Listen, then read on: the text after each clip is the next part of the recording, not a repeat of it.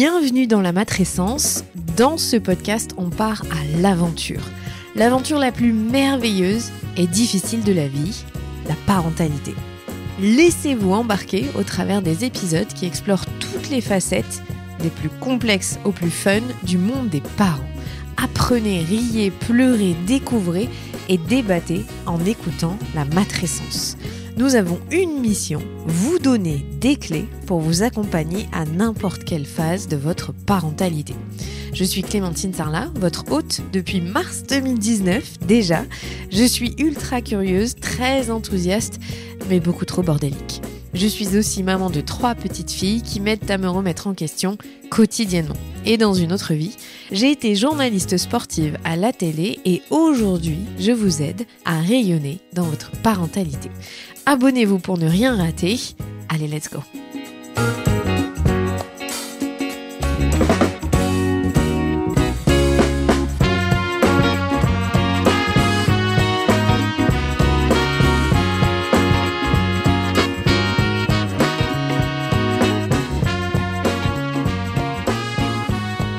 Allez, aujourd'hui, je vous embarque avec moi dans les coulisses de la retraite que j'ai organisée il y a 2 semaines, un peu plus de 2 semaines maintenant.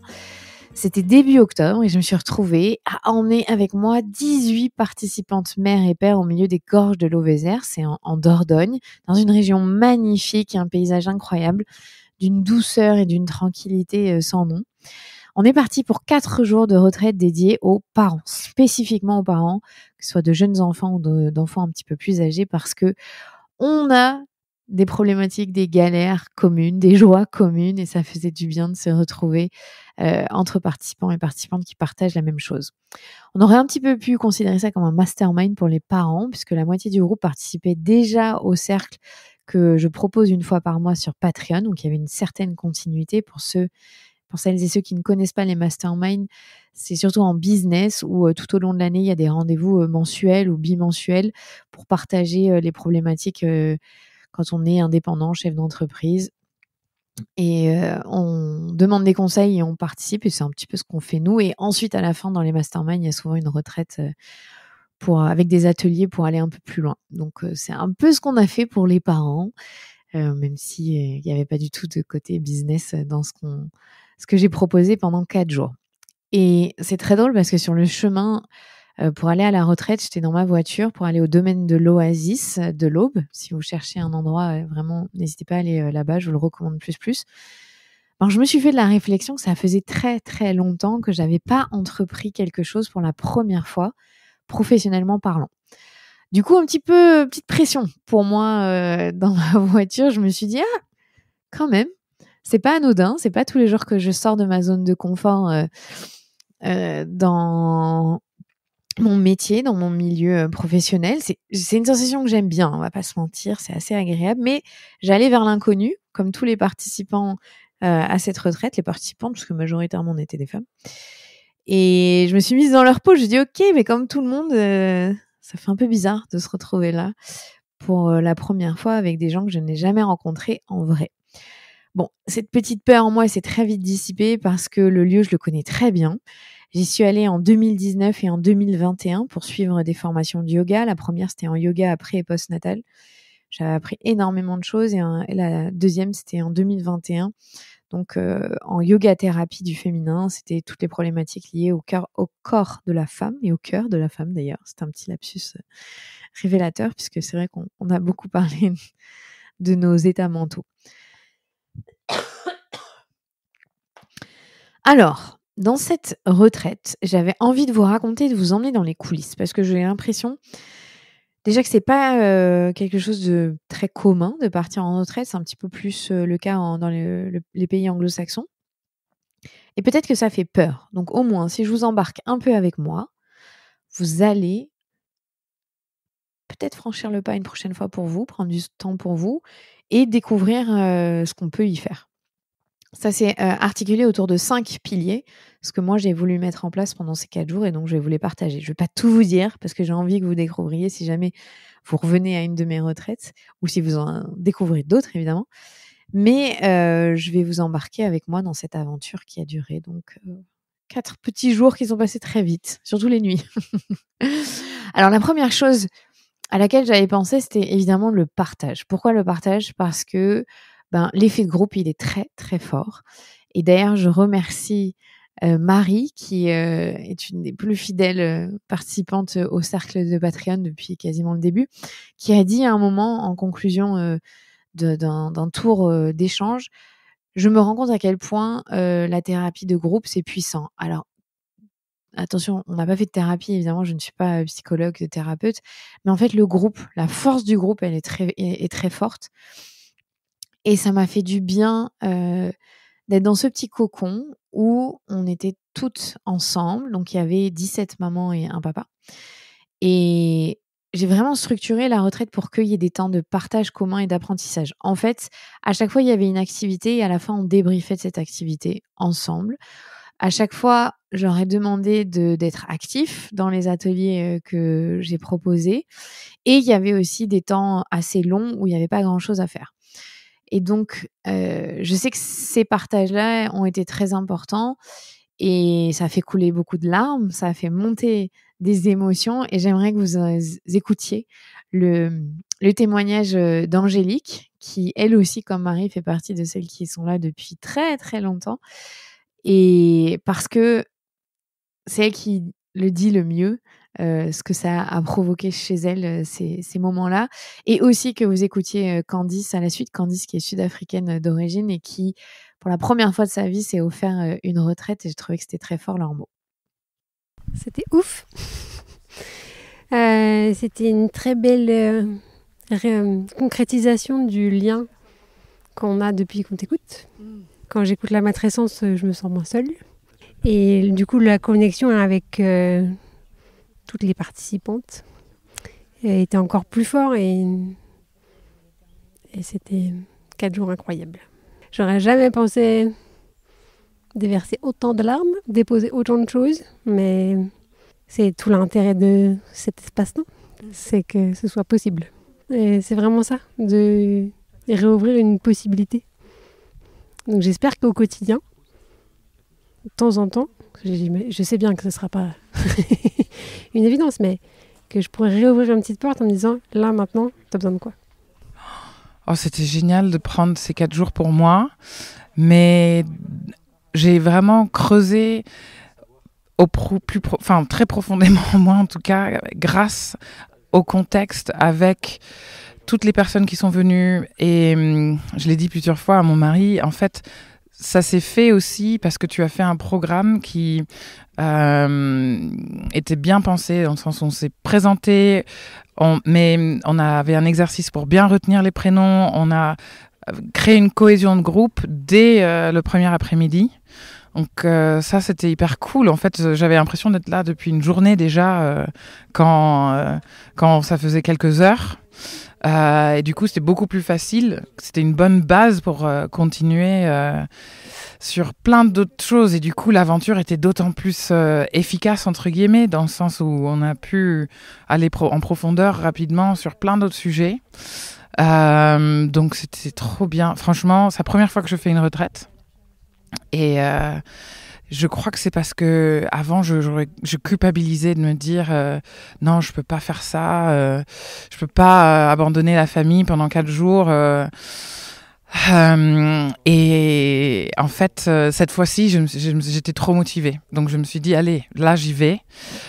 C'est pas négociable et c'est trop cool. Ça me donne envie de le faire à nouveau.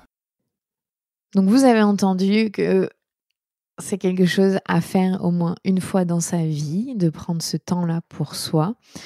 Dans les moments de partage, il y a toujours une règle, c'est qu'on ne coupe pas la parole, on ne donne pas de conseils non sollicités. Et ça, je le prends pour moi. Je pense que j'ai pas assez rappelé les règles à chaque fois qu'on a pris des moments de groupe.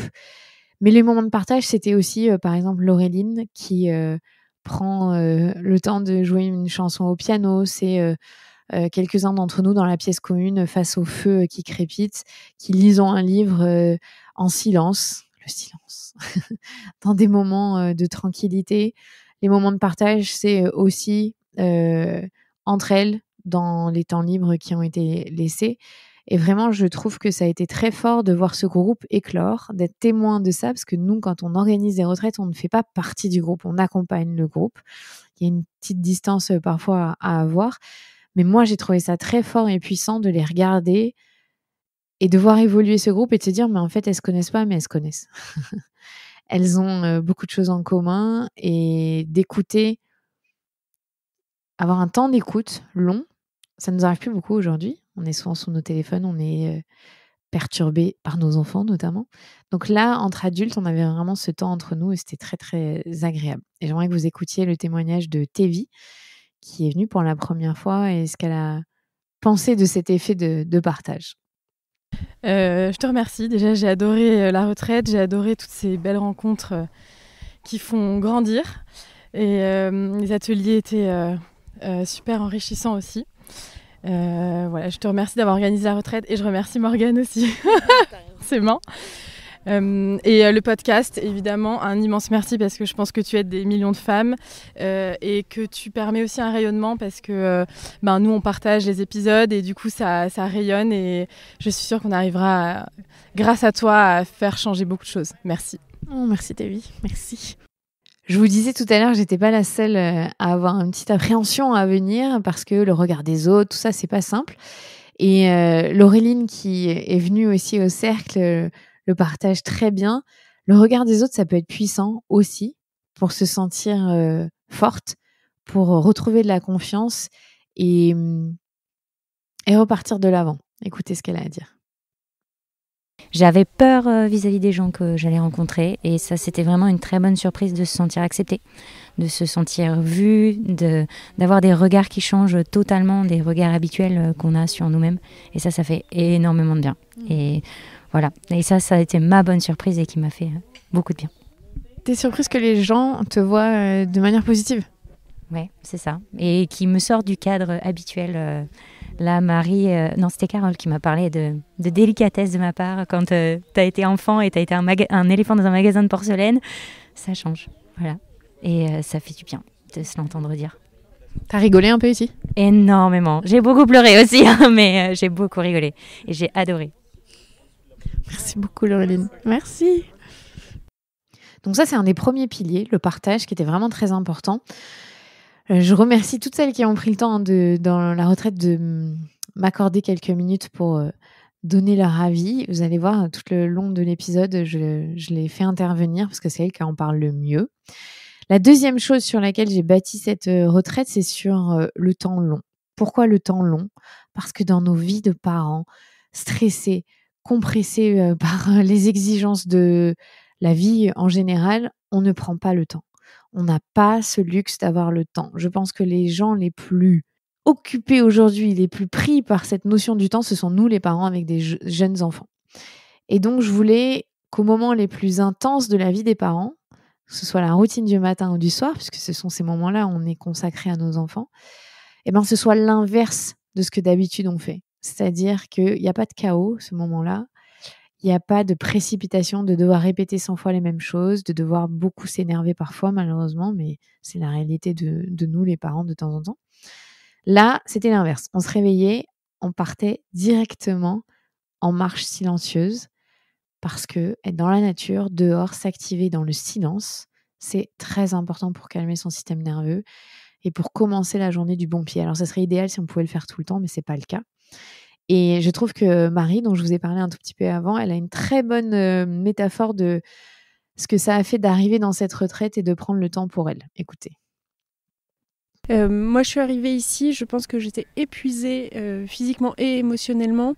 J'ai l'impression que les dernières années, ce qui me vient comme image, c'est vraiment d'être, tu vois, le hamster dans la roue et tu sais que tu ne peux pas t'arrêter parce que si tu t'arrêtes, tu es éjecté de la roue.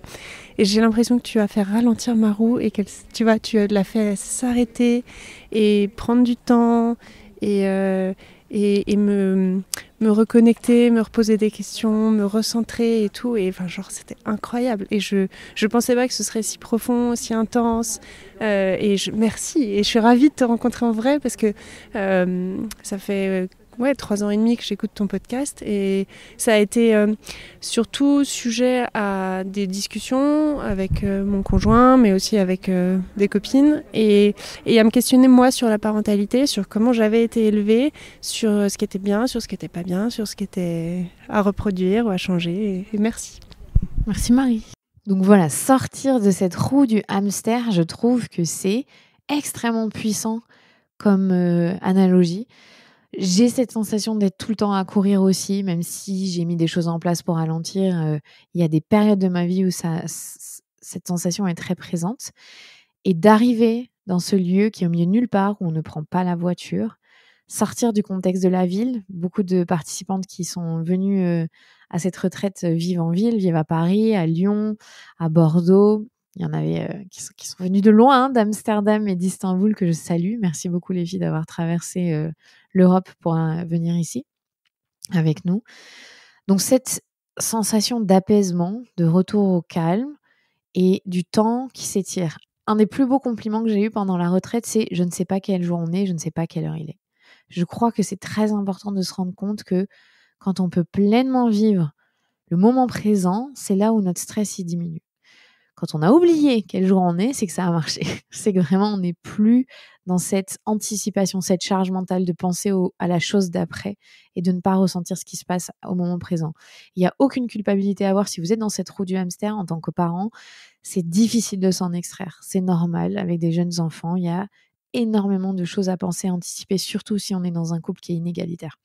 Donc là, on n'était pas dans cette configuration-là.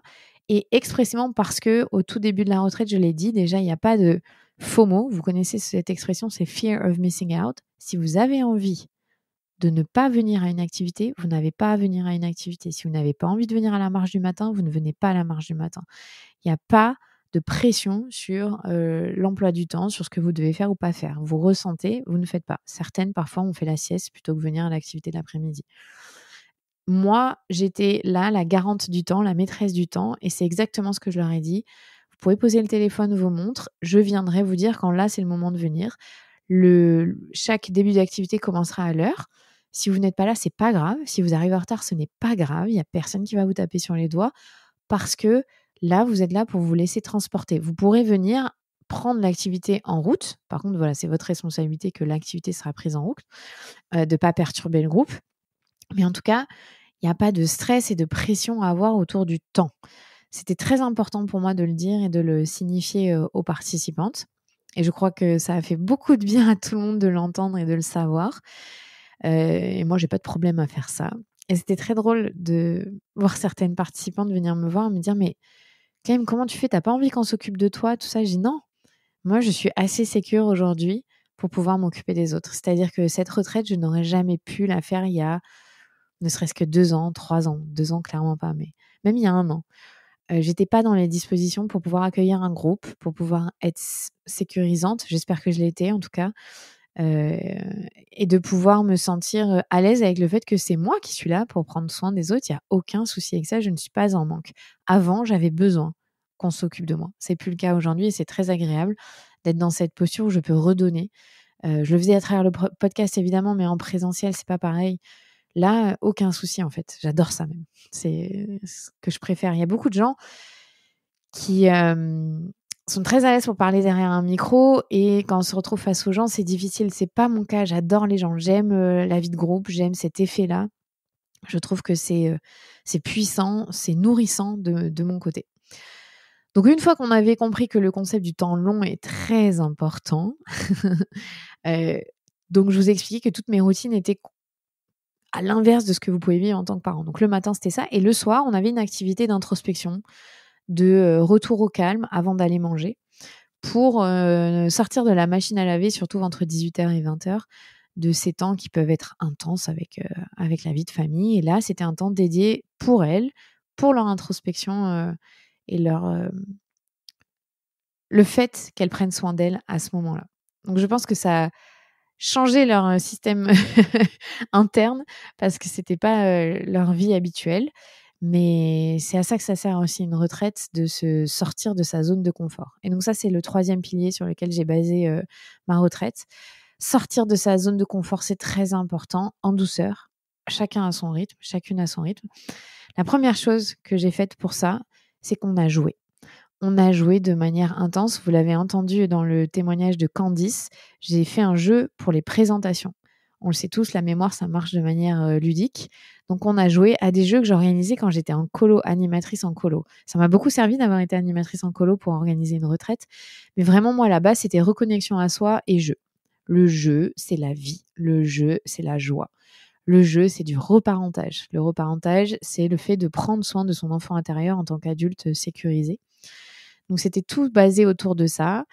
Et je sais que pour certains et certaines, c'est naturel de jouer. Il y en a qui jouent beaucoup en famille. Il y en a d'autres qui ne prennent plus ce temps-là. Donc, c'était très important pour moi de les faire rire, de les faire se challenger. On a fait des grands jeux, on a fait des petits jeux, on a fait des jeux de société. Voilà, il y a eu à chaque fois par journée des temps de jeu très importants. On a peint, on a fait une activité manuelle. Je n'ai pas participé à ça et j'aurais aimé en fait parce que j'adore être dans la créativité, mais waouh, j'ai été bluffée. Il y en avait certaines, mais c'était incroyable ce qu'elles ont réussi à ressortir. Le jeu, c'était de peindre la personne en face d'elle et de faire ressortir quelque chose. On a beaucoup rigolé, vraiment, on a beaucoup rigolé. C'était très intense. Et je vous propose d'écouter ce que Mylène a à dire, de sortir de sa zone de confort et le rire.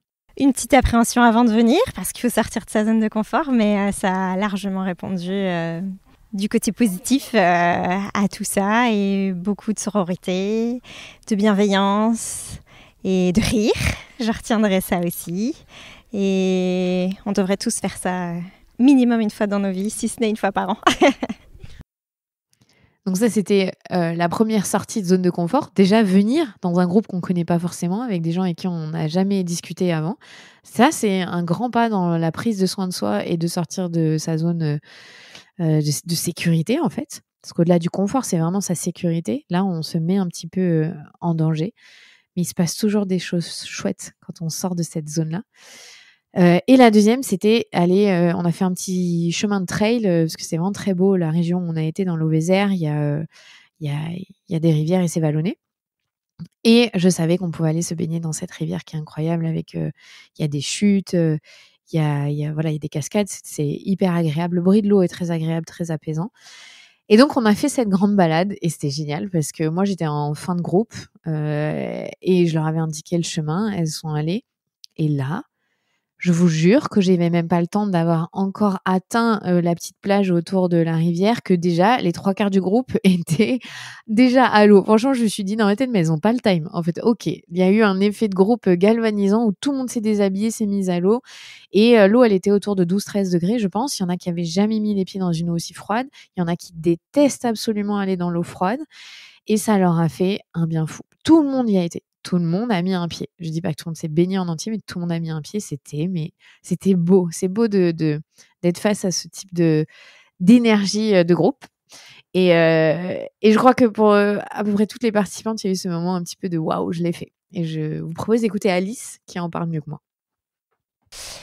J'ai beaucoup aimé la baignade dans la rivière. C'était un super moment de groupe et aussi individuellement. Donc c'était un chouette moment. Donc sortir de sa zone de confort, c'est faire des choses physiquement, mais c'est aussi être vulnérable. C'est aussi prendre la parole dans un groupe. C'est pas évident. Moi, c'est quelque chose que je fais au quotidien, que j'adore faire, que j'ai toujours aimé faire depuis petite. Je sais à quel point ça peut être déstabilisant. Je vous cache pas que moi aussi, les premières fois où je me suis retrouvée devant des millions de personnes à parler, bon, j'avais énormément de stress. Pareil, quand ça m'est arrivé devant des salles de 5000 personnes où je dois animer une soirée, il y a cette adrénaline. Donc là, c'est au-delà de ça, parce qu'on n'est pas dans le cadre du travail, on est dans le cadre de nous en tant qu'humains et on doit prendre le temps de déverser des choses qui sont intimes, profondes. Il n'y avait aucune obligation à le faire, bien évidemment, mais être vulnérable, c'est pas évident. Et ça fait partie des choses de sortir de sa zone de confort. Donc ça, c'était le 3e pilier. Le 4e axe sur lequel j'ai voulu baser cette retraite, c'est sur le fait de s'écouter penser.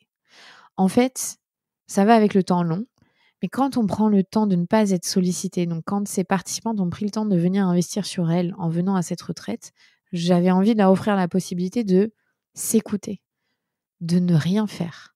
Oui, il y a eu des temps de rien, il y a eu des temps dédiés si elles voulaient à la sieste, d'aller se balader, d'aller jouer, faire peu importe ce qu'était leur désirata. On m'a même fait la réflexion qu'il n'y avait pas assez de temps à rien faire, alors que certaines étaient stressées en voyant l'emploi du temps où il y avait des zones où on faisait rien. Et en fait, ça a été une demande plus forte d'avoir plus de temps. J'ai adapté, moi, l'emploi du temps de la retraite au fur et à mesure en fonction de leur retour. Mais si je c'est pourquoi je vous fais cet épisode, c'est que vous pouvez reprendre ces petits tips à la maison. Prendre du temps où vous faites rien. Prendre du temps où il n'y a pas de bruit. C'est très difficile d'être parent pour ça. Des sollicitations constantes, des demandes de nos enfants constantes, de nos conjointes, de la société en général, du travail. D'avoir des temps où, en fait, c'est à ça que je pense. Voir un arbre, ça me fait réaliser ça. Voir des lumières incroyables le matin au lever du soleil, dans le silence, dans cette marche silencieuse qui durait une demi-heure, 40 minutes. Ok, j'ai ça en tête. Est-ce que c'est inconfortable? Est-ce que je suis à l'aise? Parfois, c'est très dur de faire ça. Personnellement, être dans le silence, c'est très difficile. Je n'ai pas un podcast pour rien. Les marches du matin, en permanence, je me forçais à me dire non, c'est silence. J'avais envie de dire, regarde comment il est beau cet oiseau, regarde, il y a tel animal, regarde les lumières, c'est incroyable. Moi, je parle pour rien, je parle pour rien dire, j'ai envie de commenter tout ce que je vois. Non, s'écouter penser, c'est très agréable. Et même parfois difficile, c'est vrai. De se dire, j'ai envie de parler vite. Mais c'est important, ça fait du bien, ça fait redescendre la pression. Donc, il fallait des temps de rien, des temps de silence, des temps où les repas étaient longs pour pouvoir échanger de manière profonde, de manière authentique. Et je vous laisse écouter Carole qui a réalisé des choses pendant ces temps longs.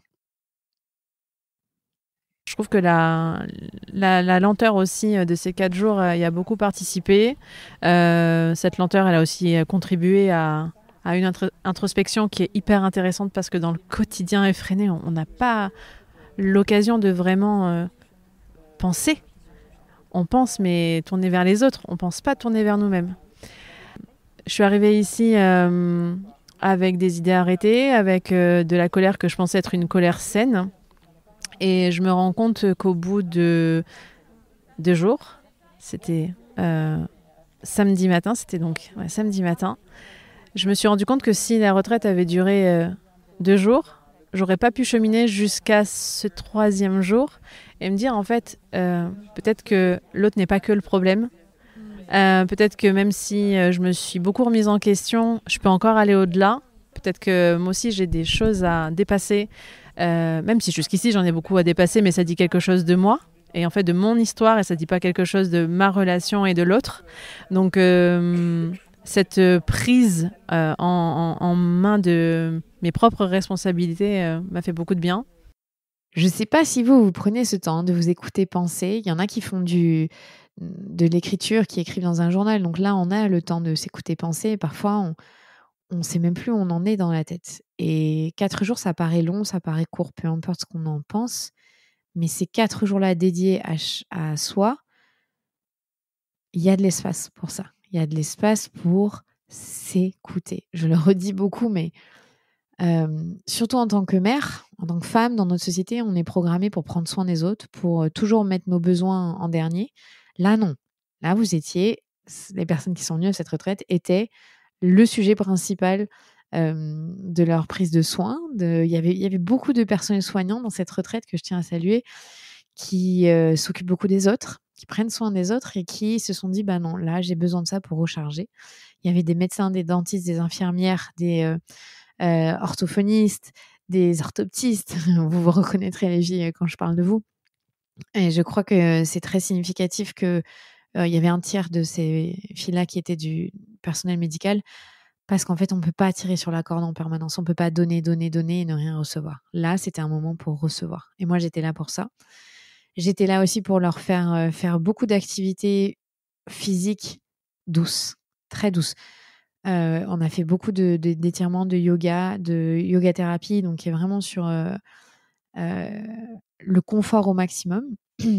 Moi, je donne des massages à la fin de chaque petite relaxation, ou en tout cas, il y a de la musique, il y a quelque chose de doux pour se reconnecter à soi. Il y en a certaines qui ont été très émues au fait d'être touchées. Et ça aussi, on ne prend pas assez le temps de s'écouter dans le toucher, dans ce dont on a besoin dans notre corps. Voilà. Et donc, la 5e Le 5e axe, c'était pouvoir vivre en groupe et venir à la rencontre de personnes qui traversent des épreuves similaires. C'est quelque chose qui est beaucoup revenu pendant ces 4 jours, de se dire mais on est toutes différentes, mais en fait on a toutes vécu à peu près la même chose à un moment ou à un autre. Il y a des personnes dans ce groupe qui avaient vécu des choses très difficiles, des deuils, des pertes, voilà, des choses de la vie malheureusement, mais qui sont pas simples, et de se rendre compte qu'elles n'étaient pas seules, que chacune a une résilience qui lui est propre et qu'elles ont cheminé ensemble vers ça. Je sais que ça a apaisé certaines souffrances, que ça a fait réfléchir. Et vraiment, j'ai adoré être témoin de cette vie de groupe, être témoin de l'enthousiasme qui s'est créé, de la bienveillance. Ça n'a pas toujours été facile. J'ai eu quelques ratés dans la sécurisation du groupe. Voilà, j'apprends moi aussi, c'était très intéressant. C'est un gros groupe, 18 personnes aussi, il faut le dire, il y a plein d'énergie qui circule, mais on a rigolé. Et je crois que chacune et chacun repartira avec quelque chose en plus. Et j'ai envie de vous inviter à écouter Julie, qui est américaine, mais qui a un français parfait, tout comme Candice d'ailleurs, sur ce que ça a changé pour elle ces 4 jours et même le podcast au-delà de ça. Merci Julie. Ça a été une bulle d'oxygène pour moi dans ma vie de maman active, entrepreneur. Je me rendais pas compte à quel point j'en avais besoin. Elle était ressourçante. Elle m'a donné plus de confiance en moi. Et ça m'a aussi fait tellement plaisir parce que le podcast aussi, ton podcast a changé ma vie. Et donc le fait d'être avec toi en présentiel et aussi avec d'autres personnes qui partagent les mêmes valeurs, dans notre monde moderne, ça me change la vie en fait. Ça me fait un bien en profondeur que j'ai envie aussi de faire connaître à d'autres personnes, de partager, parce que je me sens moins seule et avec beaucoup de gratitude. Donc ça a été un moment ressourçant et unique, et que je souhaite à plein d'autres de découvrir aussi. Voilà, la conclusion pour moi de ces 4 jours de retraite, c'est que chacun devrait le faire au moins une fois dans sa vie. Et je ne parle pas du tout d'y aller avec moi, mais autorisez-vous d'investir sur vous. Oui, c'est de l'argent. Il y a des retraites qui coûtent plus ou moins cher, ça c'est vrai. Mais sincèrement, le retour sur investissement, il est là. Cette bulle dont vous faites partie, il y a des femmes ici qui n'étaient jamais parties sans leurs enfants, jamais autant de temps, qui n'avaient jamais pris ce temps pour elles. Et elles se sont rendues compte à quel point elles avaient besoin de ça. Qu'il n'y a rien d'anormal. Oui, ça peut faire culpabiliser. On a toutes et tous parfois cette sensation qu'on abandonne notre famille, qu'on n'a pas le droit de prendre du temps pour soi. Et moi, je suis là pour vous dire si vous avez le droit. Vous êtes légitime à prendre du temps pour vous. Et ma conclusion, c'est qu'il y a un couple qui est venu ensemble pendant cette retraite, que j'ai trouvé ça incroyable. Fabien et Cynthia, qui ont pris la décision de venir ensemble. Ils font partie des cercles Patreon. Et j'ai trouvé que c'était fort parce que c'est important que les pères prennent soin d'eux aussi. C'est important que les pères fassent partie de la vie de la parentalité. Donc, si j'ai un petit conseil à vous donner, offrez ça en couple. Et si des pères écoutent, s'il vous plaît, le nombre de femmes qui ont dit pendant ce cercle qu'elles se sont offert ça à elles-mêmes pour leur anniversaire ou X raison, mais si c'est pas un cadeau parfait à faire en tant que père, sincèrement, je vois pas ce qu'il y a de mieux. Donc faites-le. Prenez cette opportunité d'offrir, si c'est pas 3 ou 4 jours, une journée, quelque chose pour que votre femme, votre conjointe prenne du temps pour elle. Je dis ça pour le deuxième parent, c'est pareil, peu importe. Mais j'ai trouvé que venir en couple, ça peut être aussi un espace pour cheminer ensemble, pour se voir autrement, pour jouer, pour recevoir aussi ce que disent les autres de la personne. Enfin bref, je pense que ça peut être que bénéfique si vous vous sentez prêt à le faire. Ou peut-être il y en a plein qui ont dit la prochaine fois j'envoie mon mari, c'est mon mari qui ira, chacun son tour, on prend ce temps-là. Peu importe votre tambouille personnelle, c'est juste que je pense que ça peut être puissant. Et je vais vous partager le témoignage de Cynthia, donc, qui est venue avec son mari, pour voir ce que ça peut apporter pour la suite dans la vie. J'ai trouvé que c'était un super moment à faire ensemble. Moi, je suis venue avec mon conjoint J'ai trouvé que c'était un super moment d'échange et je pense qu'on a avancé ensemble dans notre couple. Ce qui est super, c'est qu'on va revenir chez nous avec plein de souvenirs communs et je pense qu'on a avancé sur des sujets ensemble. Et ça, c'est vraiment des bons outils pour continuer ensuite. Donc la suite de la retraite maintenant se passe à la maison. Mais ça nous a apporté beaucoup, je pense. Voilà. Je vous laisse avec ces mots. La suite de la retraite, ça se passe à la maison. La suite de cet épisode, ça se passe à la maison. Vous pouvez retenir quelques petites choses de ce qu'on a fait nous ensemble, c'est-à-dire partager avec d'autres parents, trouver des endroits de partage. Il y a les réseaux sociaux évidemment, mais c'est toujours plus facile quand on est en face à face. L'effet de groupe, il est très fort, il est puissant. Vous pouvez changer votre façon de voir le temps. Ça, c'est pas du tout évident, mais peut-être quand on part en week-end ou en vacances, c'est les vacances scolaires en ce moment, de se dire, on pose le téléphone et les horaires, on fait différemment en fait. On n'a plus cette structure qui est parfois très rigide, qui est nécessaire avec les enfants, je le dis. Je sais, les rites, les rituels, tout ça, c'est très important, mais est-ce que parfois on peut juste respirer? Si le programme il change, c'est pas grave, on s'adapte et revoir un petit peu notre stress vis-à-vis du temps. Troisième chose, sortez de votre zone de confort, allez faire quelque chose de difficile, même avec vos enfants. Allez vous baigner à l'océan, à la rivière ou un lac si vous partez en nature. Dites-le, mes enfants, elles le font, elles adorent faire ça, elles sont trop fières d'elles quand on le fait tous ensemble. La quatrième chose, écoutez-vous, pensez, prenez des temps de rien. Écrivez si c'est trop dur de juste écouter. Écrivez ce qui vous vient, sort, ça sort, écrivez-le sur un papier. Et la cinquième chose, trouvez votre groupe de gens qui pensent et qui traversent la même chose que vous dans des épreuves similaires. Vous vivez un deuil. Je sais que c'est très fort ces moments-là. Vous vivez une séparation. Vous vivez un moment difficile dans votre vie professionnelle. Essayez de trouver votre clique, votre groupe qui sera là pour vous soutenir. Voilà. Merci d'avoir écouté cet épisode. J'espère que ça a démystifié un petit peu ce qui se passe en retraite, si ça ça faisait peur de passer le pas.